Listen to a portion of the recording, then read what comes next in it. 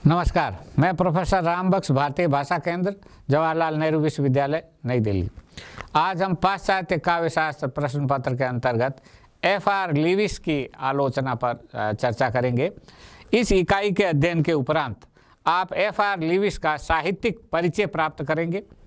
Lewis और उनके समकालीन एम्पसन की आलोचना दृष्टि के भेद को जान पाएंगे और साहित्यिक आलोचक के रूप में लीविस के विकास को देखेंगे। लीविस की मुख्य स्थापनाओं को जानेंगे। अंग्रेजी उपन्यास संबंधी लीविस की मान्यताओं के बारे में जानेंगे और लीविस की आलोचना प्रक्रिया से अवगत होंगे। F.R. लीविस, जिनका पूरा नाम फ्रैंक रेमंड लीविस, ये अंग्रेजी की आधुनिक आलोचना के बहुत बड़े आलोचक माने जाते हैं। इनका जन्म 1895 में हुआ और 1978 में इनकी मृत्यु हुई। आधुनिक आलोचना का जो आधार स्तंभ माने जाने वाले I.A. रिचर्ड्स और T.S. इलियट के बाद इंग्लैंड में नई आलोचना का जो नया दौर आरंभ हुआ, उसमें F.R. लीविस बहुत प्रमुख माने जाते हैं। लीविस ने अपने जीवन का एक बड़ा हिस्सा डाउनिंग कॉलेज में प्राध्यापक करते हुए बिताया। बतौर आलोचक उनका जो महत्व स्थापित हुआ, उसमें उनके प्राध्यापकीय व्यक्तित्व का बड़ा योगदान था।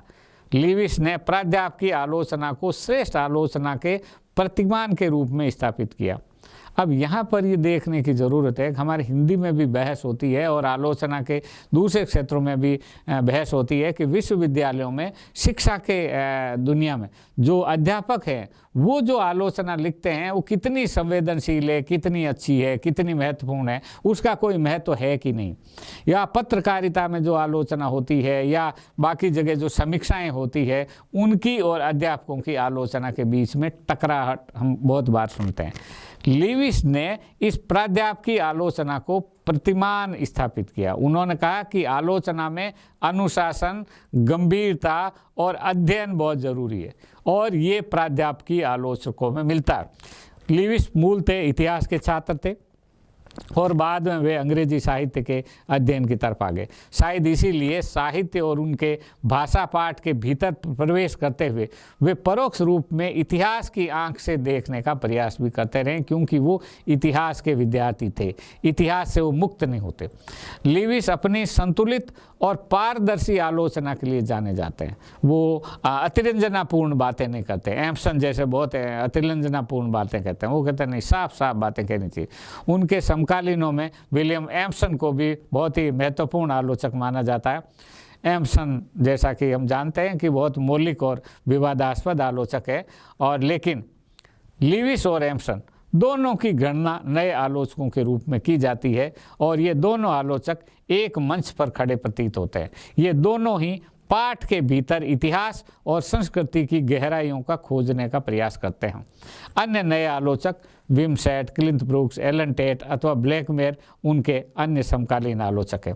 नई आलोचना को व्यवस्थित और प्रयोजनधर्मी रूप प्रदान करने तथा उसमें मौलिक अंतर विकास की संभावनाएं खोजने के लिहाज से लीविस का कार्य ऐतिहासिक माना जाता।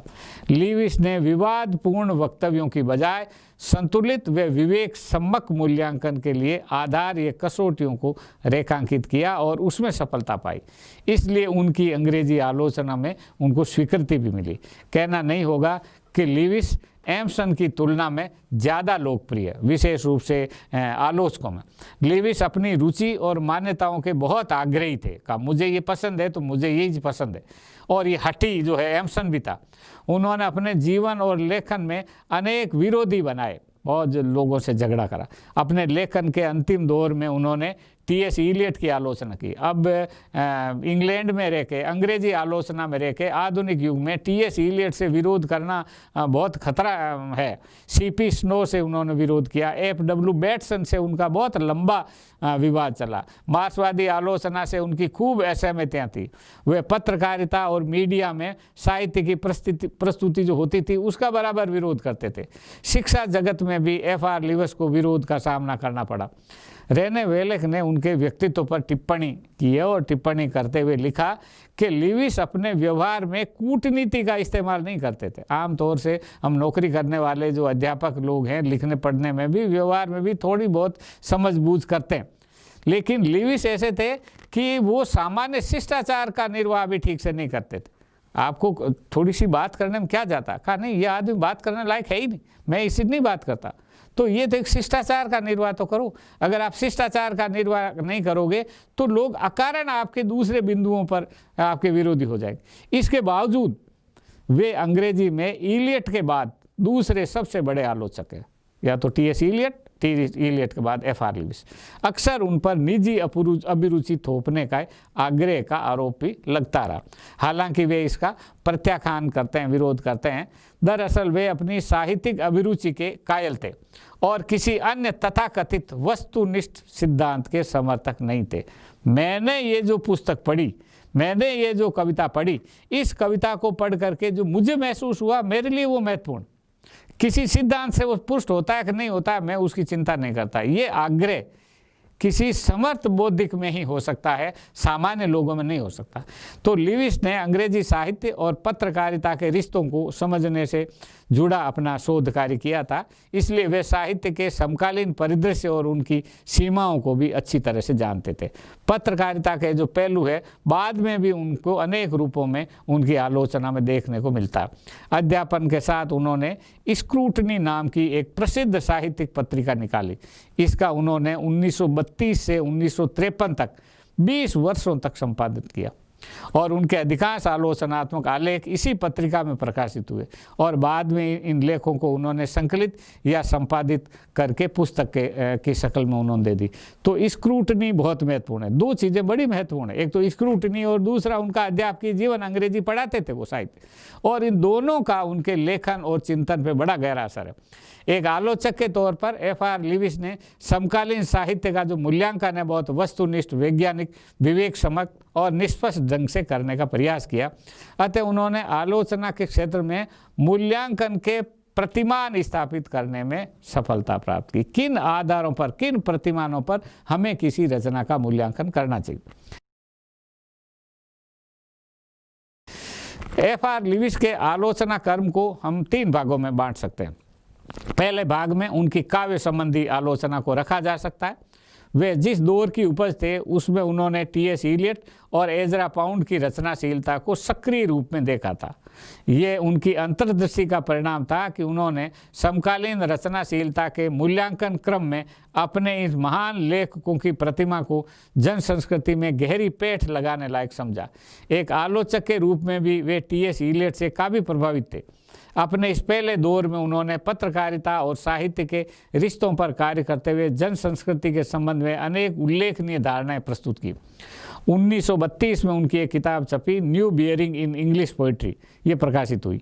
ये किताब परंपरा और विकास पर केंद्रित थी। इसमें उन्होंने पूरी काव्य परंपरा पर नज़र दौड़ाते हुए समकालीन काव्य के महत्व को स्थापित किया। लिविस की आलोचना कर्म का जो दूसरा दौर मुख्यतः कथा को संबंधित है। 1948 में अपनी प्रसिद्ध पुस्तक महान परंपरा, द ग्रेट ट्रेडिशन, इसके साथ वो सामने आए। इस पुस्तक में उन्होंने 4 बड़े उपन्यासकारों को स्थापित किया, Jain Austin, George Eliot, Henry James और जोसेफ कॉनराड। आगे चलकर उन्होंने उपन्यासकार के रूप में डी.एस. लॉरेंस को महत्वपूर्ण उपन्यास के रूप में स्थापित किया। लिविस का जो तीसरा दौर है वो रचनाशीलता के सांस्कृतिक परिदृश्य को समर्पित है। वे सिद्धांत और विमर्श के तल पर आकर कभी अपने मत का विराट रूप में प्रस्तुत नहीं करते थे। अपने लेखन कार्य के इस अंतिम दौर में वे 1962 में C.P. स्नो की आलोचना करते हुए सांस्कृतिक परिदृश्य के 2 हिस्सों में विभाजित होने को लेकर अपने समन्वय प्रस्ताव को लेकर सामने आए थे। ये उनके आलोचना कर्म के ये 3 रूप हैं। उनकी जो मुख्य स्थापनाएं हैं, लिविस साहित्य को अपने आप में सामाजिक राजनीतिक पूर्णता से युक्त होने के कारण जीवंत वस्तु मानते थे।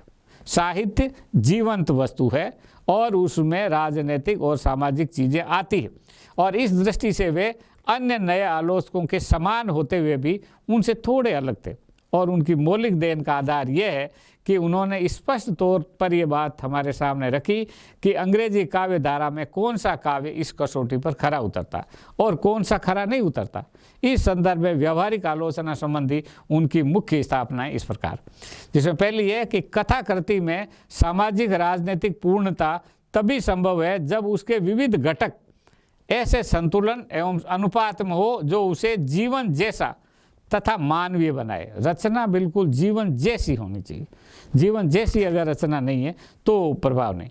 टी.एस. इलियट की जो संवेदन धर्मी के विच्छेद को वो आधुनिक काव्य के लिए चुनौती मानते हुए लिविस ने इस विच्छेद का विस्तार किया, विकास किया, जिसमें उन्होंने कहा कि इलियट के विचार और भाव के बीच असंतुलन होने की धारणा उनके लिए बौद्धिकता और रागात्मकता के बीच की दूरी की धारणा में परिणत हो जाती है। वो कहते हैं जिस तरह बौद्धिकता और रागात्मकता में अंतर होता है। इसे और गहराते हुए लिविस इसे ज्ञानानुशासन मूलक वैज्ञानिकता और तर्क संगत की सम्यक रचनाशीलता से दूरी कहते हैं। फिर वे वैज्ञानिकता और रचनाशीलता के बीच के जो अंतः संबंध है उनकी संभावनाओं पर भी विचार करते हैं। व्यावहारिक धरातल पर लिविस के इस सिद्धांत को समझने का प्रयास किया जाए तो कुछ निष्कर्ष हमारे सामने आते हैं, जिसमें से एक ये कि T S. Eliot, Ezra Pound, Yeats जैसे जो आधुनिक कवि है वो अपने से पहले के विक्टोरियन कवियों की तुलना से बेहतर है, ये ज़्यादा अच्छे। वे यथासंभव संवेदनात्मक अंतः विच्छेद से उलटने का प्रयास करते हैं।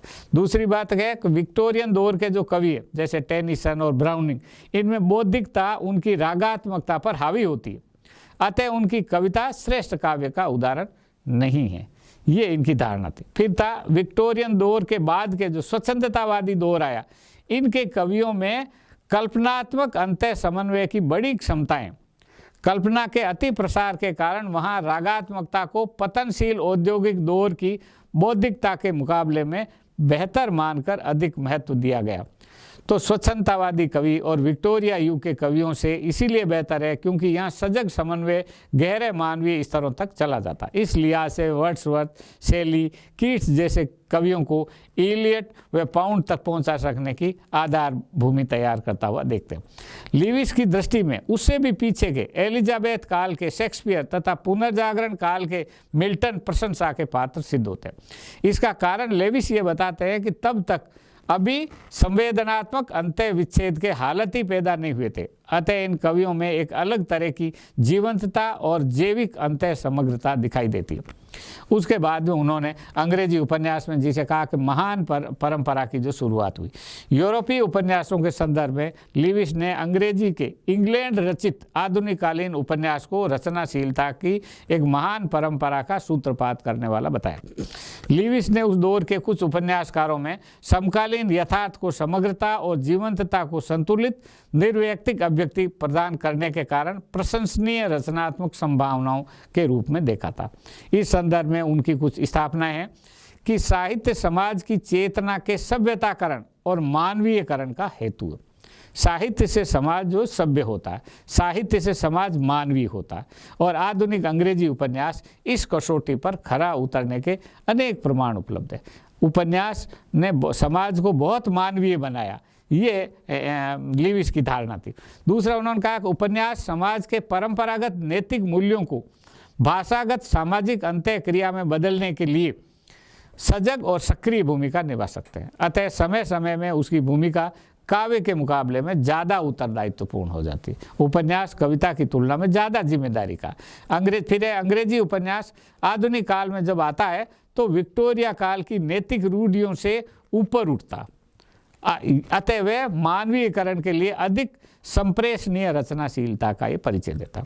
सामाजिक राजनीतिक समग्रता और जीवंतता से युक्त अंग्रेजी उपन्यास भाषा के सौंदर्यात्मक रूप विधान के साथ परोक्ष नैतिक दायित्व का निर्वाह करने की कसौटी पर खरा उतरता है और इसीलिए उसे श्रेष्ठ कहा जा सकता है। और इस परंपरा के जो प्रतिनिधि है वो George Eliot, John Austin, Henry James और जोसेफ कॉनराड। आगे चलकर लिविस ने इस सूची में 2 और नाम शामिल किए।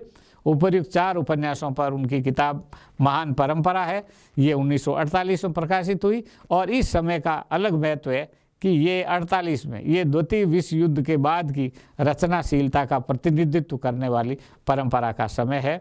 और D.S. लॉरेंस के अलावा चार्ल्स डिकेंस को भी उन्होंने महत्व दिया। इसके अलावा जो 2 संस्कृतियों की जो धारणा है इस पर भी F.R. लिविस ने विचार किया। F.R. लिविस ने C.P. स्नो की 2 कल्चर्स नाम की एक किताब आई थी, 2 संस्कृतियाँ, और उन्होंने कहा कि विज्ञान की संस्कृति अलग है और साहित्य की संस्कृति अलग है, विज्ञान वाली थोड़ी बेहतर है। इसको धारणा को लेकर के और यूरोपीय आलोचना में बड़े लंबे लंबे विवाद हुए और लोगों ने अलग अलग पक्ष लिए। तो एक पक्ष जो सीपी स्नो का था, सीपी स्नो के विरोध में एफआर लिविस आए और उन्होंने ये दो संस्कृतियों का जो अंतः विच्छेद है इसकी धारणा पर उन्होंने टिप्पणी की कि इन दोनों में समन्वय हो सकता है और इनका जो अंतर विच्छेद है उसका तो चर्चा सीपी स्नो बहुत पहले कर चुके थे और उनसे भी पहले जॉन डुई भी इसकी वर्णन कर चुके थे, एल्डस हक्सले इसका बहुत गंभीर विवेचन भी कर चुके थे। इसलिए इस संबंध विच्छेद के पीछे की बात वही थी जो दूसरी शब्दावली में टीएस स्टेफर के संवेदनात्मक अंत्य विच्छेद के तौर पर सामने आती। लिविस खुद विज्ञान, विमर्श, ज्ञान मीमांसा और सैद्धांतिक की चर्चा से दूर रहने वाले समालोचक थे, परंतु इस विवाद के संदर्भ में उन्होंने ये बात सामने रखी थी कि वैज्ञानिक विकास के दौर में के कारण ज्ञान मीमांसा की अनदेखी नहीं की जा सकती है। रचनाशीलता ज्ञान मीमांसा को परोक्ष या अचेतन मानस के धरातल पर ही ग्रहण करती है। इस सिद्धांत को रचनाशीलता पर सजग रूप से नहीं लादना चाहिए, इसे अवचेतन की भूमि में मौजूद रहने में भी नहीं रोकना चाहिए। इस प्रकार लिविस ने इन दो संस्कृतियों के बीच विभाजन को चेतना के स्तर पर सुलझाने का प्रयास किया और सीपी स्नो की मान्यताओं का खंडन किया। आप जबरदस्ती वैज्ञानिक चेतना लागू नहीं कर सकते, लेकिन जब विज्ञान का इतना विकास हो चुका है तो आप उस विकास को छोड़ नहीं सकते, आपको जानना होता है और रचनाकारों का भी जानना होता है। अब यहाँ पर एक बात और है कि जो पहले जिसकी हम चर्चा कर चुके हैं, ये प्राध्यापकीय आलोचक है, एक प्रोफेसर आलोचक है और मुख्यतः एफआर लिविस जो है वो व्यावहारिक आलोचक, वो कृतियों को पढ़ाते हैं, किताब को समझाते हैं और वो कृति का रचनात्मक विश्लेषण करना पसंद करते हैं। और जब आप रचनात्मक विश्लेषण करते हैं तो आप अपनी अभिरुचि के अनुरूप विश्लेषण करेंगे और अपनी अभिरुचि के अनुरूप आप अंग्रेजी साहित्य की आलोचना भी करते हो और न केवल आलोचना करते हो बल्कि उसकी परंपरा को भी निर्धारित करते हो। जैसे आचार्य रामचंद्र शुक्ल ने अपनी पसंद से एक कोटि निर्धारित कर दी कि हिंदी साहित्य में ये महत्वपूर्ण है। इसी तरह लिविस ने भी ये किया कि अंग्रेजी साहित्य में ये महत्वपूर्ण है। इस मूल्यांकन के अपने तर्क है, इसमें सहमति असहमति के अपने बिंदु। शुक्ल जी से कोई सहमत हो न हो, एफआर लिविस से सहमत हो न हो, लेकिन उन्होंने अपनी बात कही और इस व्यवहारिक आलोचना के भीतर से हम लिविस के साहित्य संबंधी मान्यताओं को सूत्रबद्ध कर सकते हैं और तब लिविस पाश्चात्य काव्य शास्त्र का हिस्सा बन सकते हैं। अगर किसी आलोचक के पास में पृष्ठभूमि में शास्त्रीय मान्यताएं नहीं है तो वो शास्त्र का हिस्सा कैसे हो सकता है? अगर लिविस सिर्फ व्यावहारिक आलोचक होते, सिर्फ रचना का विश्लेषण करके छोड़ देते तो हम उसका अध्ययन नहीं करते। लेकिन यहाँ पर लिविस के पास में एक समझ है, जो समझ उन्होंने अध्ययन के दौरान विकसित की और इस विकसित करके उन्होंने अपनी बातें की, जिसमें से जो पहली जो महत्वपूर्ण बात है जहाँ से वो शुरू करते हैं और जहाँ से सारी नई समीक्षा के लोग शुरू करते हैं, इस मान्यता को मानते हैं कि साहित्य जो है एक भाषा पाठ है, वर्बल स्ट्रक्चर है, कविता वर्बल स्ट्रक्चर है, शब्द संरचना। तो लिविस चूंकि सिर्फ कविता के आलोचक नहीं, इसलिए वो कहते हैं साहित्य क्या है, साहित्य एक भाषा पाठ है और ये जो मान्यता है वो नई समीक्षा की मूल मान्यता है। लेकिन वे शैली वैज्ञानिक या भाषा वैज्ञानिक आलोचक नहीं है। अगर आप सिर्फ भाषा पर ही ध्यान देते हो तो भाषा पर तो भाषा वैज्ञानिक ध्यान देते हैं, वो शब्द का रूप निर्धारित करते हैं, वो शब्द का महत्व निर्धारित करते हैं, वो उसका अर्थ निर्धारित करते हैं। वो कहते हैं नहीं, ये उसका काम नहीं। साहित्य में भाषा सतह पर होती है। हालांकि साहित्य भाषा पाठ है लेकिन वो भाषा पाठ सतह है। भाषा के शब्द अपने आप में कोई महत्व नहीं रखते, वे किसी और वस्तु या यथार्थ की तरफ इशारा करते हैं। अर्थात लिविस भाषा पाठ के अध्ययन को महत्व देते हैं परंतु पाठ तक अपने आप को सीमित नहीं रखते और साहित्य का अंतिम मूल्य इनके अनुसार जीवन है। ऊपर से भाषा, भाषा सतह पर, सतह का अपना अर्थ है लेकिन वो कुछ बात कहना चाहते हैं। क्या कहना चाहते हैं? वो जीवन के बारे में कहना चाहते हैं और इसलिए लिविस मानवीयता के समर्थक है और इस तरह वे यथार्थवादी कला का के समर्थन में आ जाते हैं। वो भाववादी रहस्यवादी कला का समर्थन नहीं करते और इसी बिंदु पर रेने वेलेक ने लिविस के विचारों में अंतर्विरोध देखा और कहाँ साहित्य एक भाषा पाठ है और कहाँ वे जीवन की अभिव्यक्ति है, इसका निर्णय करना बड़ा मुश्किल है।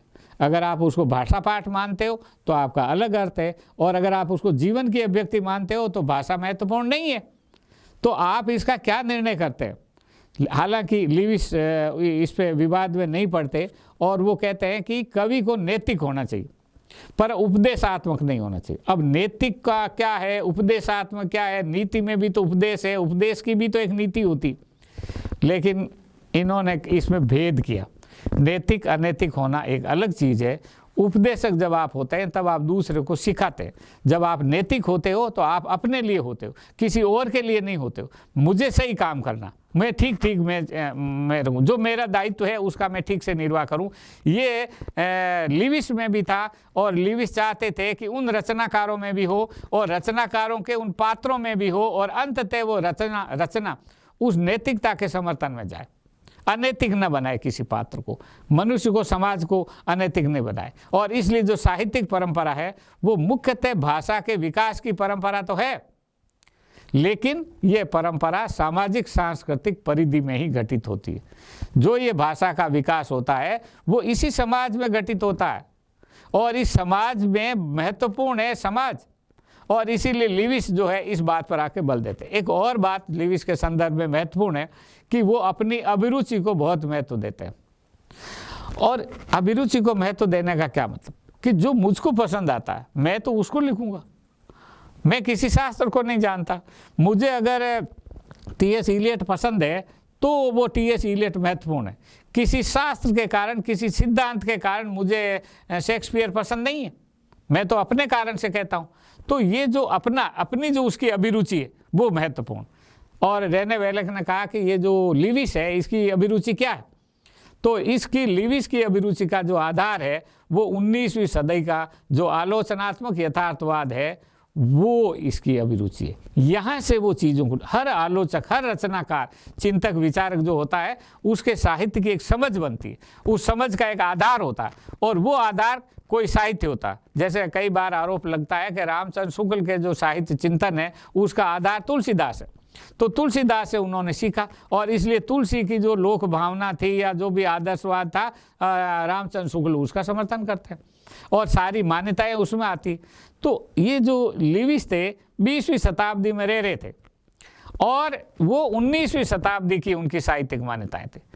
ये एक तरह का आरोप भी है कि आप अपने ज़माने की साहित्य से प्रभावित हैं, इसलिए आप आराम से अपने ज़माने के साहित्य की आलोचना कर सकते हो, क्योंकि आप पीछे से चीज़ों को देखते हो, आप इतिहास से चीज़ों को देखते हो, परंपरा से चीज़ों को देखते हो। और ये जो अभिरुचि है, जो 19वीं शताब्दी का यथार्थवाद है, इसके कारण उन्होंने टी.एस. इलियट की जो आरंभिक कविताएँ थी और जो डी.एस. लॉरेंस के जो उपन्यास है, इन उपन्यासों को उन्होंने पसंद किया, और इसीलिए उन्होंने आधुनिकतावादी जो अवांगर्द लेखक थे उसको वो पसंद नहीं करते थे। जेम्स जॉयस बहुत प्रसिद्ध यूलिसिस उपन्यास के कारण बहुत चर्चा के अंदर आए, F.R. लिविस ने पसंद नहीं किया, वो सबका विरोध करते हैं। और जिनका महत्व 1930 के बाद बढ़ा उन सब को वो कहते हैं नहीं, ये ठीक नहीं। और इसीलिए वो रेने वेलेक इस निष्कर्ष पर पहुंचते हैं कि F.R. लिविस उन चिंतकों और विचारकों में से है जो मशीनी सभ्यता के विकास का विरोध करते हैं और पुराने सामुदायिक पूर्व औद्योगिक समाज के नोस्टेल्जिया की तरह से याद करते हैं। अब ये एक तरह से किसी भी आधुनिक चिंतक पर ये एक बड़ा आक्रमण होता है कि आप पूर्व औद्योगिक समाज के नोस्टेल्जिया में जी रहे हो। इतना बड़ा आलोचक, आधुनिक जीवन का इतना बड़ा आलोचक जिसका आधार और चिंतन वो प्राचीन समय है, इसलिए वो उस परंपरा जो सामुदायिक हमारा जीवन था उस सामुदायिक जीवन का याद करते हैं। हालांकि लिविस अतीत के पुनरागमन की संभावनाओं में विश्वास नहीं करते। हमारा जो अतीत बीत गया वो बीत गया, वो दोबारा नहीं आएगा, इस विश्वास नहीं करते, परंतु वे उस अतीत को हसरत से याद तो कर ही सकते हैं, और वो याद करते हैं, हाँ अच्छा था। इसलिए जीवन पर बल देने के कारण वे अंग्रेजी ग्रामीण परंपरा का समर्थन करते हैं, और इसी कारण Shakespeare, John Austin, George Eliot, DS. Lawrence उनको पसंद आते हैं। ये जो पसंद आने के पीछे का जो समझ है उस समझ को लोगों ने इस तरह से व्यक्त किया। जो भी हो, एक बात बड़ी महत्वपूर्ण है कि लिविस जो है कि उनके अनुसार साहित्य अपने समय की महत्वपूर्ण सामाजिक और नैतिक शक्ति है, और इस शक्ति का विश्लेषण कोई सामान्य व्यक्ति नहीं कर सकता। अनपढ़ व्यक्ति कोई चलते रास्ते आकर के इसका विश्लेषण नहीं कर सकता। इसके लिए अनुशासित विशेषज्ञता की ज़रूरत होती है। और ये जो अनुशासित विशेषज्ञता है, ये जो गंभीरता है, ये विश्वविद्यालयों के शिक्षकों में होती है, और अगर नहीं होती है तो होनी चाहिए, क्योंकि F.R. लीविस उसका समर्थन करते हैं। और इसलिए वो कहते हैं कि ये गंभीर अनुशासित विशेषज्ञता आपकी है, तभी आप साहित्य का विश्लेषण कर सकते हो, क्योंकि साहित्य बहुत महत्वपूर्ण चीज़ है। और इसलिए साहित्य में जीवन तो होता है, होना भी चाहिए, परंतु इसे पाठ के बाहर से खोजकर पाठ पर लागू करना सही नहीं है। इसका लीविस विरोध करते हैं, और इसलिए वे मनोवैज्ञानिक, जीवनी परक, ऐतिहासिक आलोचना का विरोध करते हैं, और इसीलिए वो मार्क्सवादी और कैथोलिक दृष्टि का विरोध करते हैं। यहाँ तक कि वे साहित्य के इतिहास और दर्शन का भी विरोध करते हैं। F.W. बेटसन से लीविस की जो लंबी जो रोमांचिक बहस हो चुकी है, उसमें उन्होंने कहा कि साहित्य का इतिहास का कोई मतलब नहीं। वो बराबर कहते हैं कविता भाषा पाठ है, तो उसमें कुछ शब्द है। कविता में शब्द इसलिए नहीं होते कि हम उनके बारे में सोचें, उन शब्दों के बारे में सोचें या नहीं, बल्कि वो इसलिए होते हैं कि हम शब्दों के भीतर अनुभव करें, ताकि उस जटिल अनुभव का साक्षात्कार कर सकें जो उन शब्दों ने पाठक को दिए। यहाँ लीविस नई समीक्षा और मार्क्सवाद दोनों से अलग हो जाते हैं। लीविस अपने आलोचनात्मक लेखन में बार बार ये घोषणा करते हैं कि उनकी दार्शनिक सिद्धांतों में कोई रुचि नहीं। साहित्य समीक्षा और दर्शन दोनों अलग अलग ज्ञानानुशासन है, और इसलिए लीविस ने कई साहित्य सिद्धांतों का चिंतन नहीं किया। उन्होंने कई साहित्य के सिद्धांत दिए ही नहीं। वे कहते हैं सिद्धांत तो ऐसी है, बेकार है। वे मानते हैं कि कविता का आलोचक पूरी तरह से क्या होता है, वो कविता का पाठक होता है। वो कविता को पढ़ता है, उसको अच्छी लगती, और इसलिए वे सूत्र देते हैं कि कविता का आदर्श आलोचक आदर्श पाठक होता है। आप कविता के आस्वाद के दौरान जो कुछ अनुभव करते हो, जो कुछ ज्ञान प्राप्त करते हो, वह सब काव्यात्मक होता है, और से सब काव्य से इतर होता है। बाहर से कोई विचार लाकर कविता को समझना, ये पद्धति ही दोषपूर्ण है। और वे इसलिए ऐसे महत्वपूर्ण पाश्चात्य आलोचक हैं जो ये घोषित करते हैं कि अरस्तु का काव्य शास्त्र पढ़कर कोई आलोचक नहीं बन सकता। आप ध्यान रखें कि अरस्तु की आलोचना पाश्चात्य काव्य शास्त्र में बहुत मुश्किल होती है, हर एक व्यक्ति की हिम्मत नहीं होती। F.R. लीविस ने कहा कि ठीक है, उन्होंने शास्त्र लिखा, लेकिन इससे आप आलोचक नहीं बन सकते। साहित्य का इतिहास पढ़कर आप साहित्य का आस्वाद नहीं लिया जा सकता। आपको साहित्य का इतिहास पढ़कर के साहित्य की जानकारी आप प्राप्त करेंगे, जो अपने आप में गैर काव्यात्मक है। साहित्य को अगर आपको जानना है तो आपको साहित्य का संवेदनशील पाठक होना चाहिए, और इसीलिए वो शास्त्र के स्थान पर व्यवहार को महत्व देते हैं। और साहित्यिक संवेदनशील जो है ना, पाठ की अनुभव है, उससे आती है संवेदनशीलता, पाठक के अनुभव से। इसीलिए लीविस के अनुसार कविता में समझदारी से भरी हुई अभिरुचि महत्वपूर्ण है, और इसीलिए वे आलोचना के आधारों की तो चर्चा करते हैं, परंतु वे ये भी स्थापित करते हैं कि आधार आलोचना की अपनी प्रक्रिया से आने चाहिए। जो अध्ययन साहित्य की जानकारी तक आकर समाप्त हो जाता है, वह साहित्य की आलोचना के लिए एकदम निरर्थक है।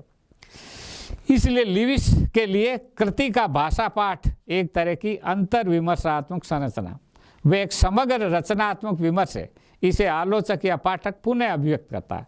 कृति का जो अर्थगत समग्रता पर इस अभिव्यक्ति की कसौटी होती है कि कृति का पूरा मतलब पकड़ में आ जाने पर जो अभिव्यक्ति विमर्श होगा उसे कृति की आलोचना कहेंगे। पूरा मतलब, पूरा अर्थ पकड़ में आना चाहिए।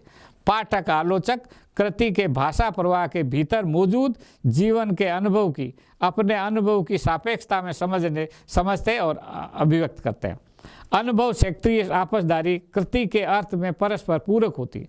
अतः कृति के अनेक पाठकवादी अर्थ हो सकते हैं, लेकिन उसमें कृति के समग्र अर्थ की छवि अवश्य होनी चाहिए। लीविस के लिए अंततः स्वयं जीवन एक कसौटी है, और इस कसौटी को हमें कृति के भाषा पाठ के भीतरी संसार में उपलब्ध करना होता है। समाज में जिस तरह हम एक दूसरे से भेंट करते हुए अपने अनुभव व ज्ञान का विकास व विस्तार करते हैं, उसी रूप में हमें कृति के भाषा पाठ को आपसी संवाद की तरह ग्रहण करना चाहिए।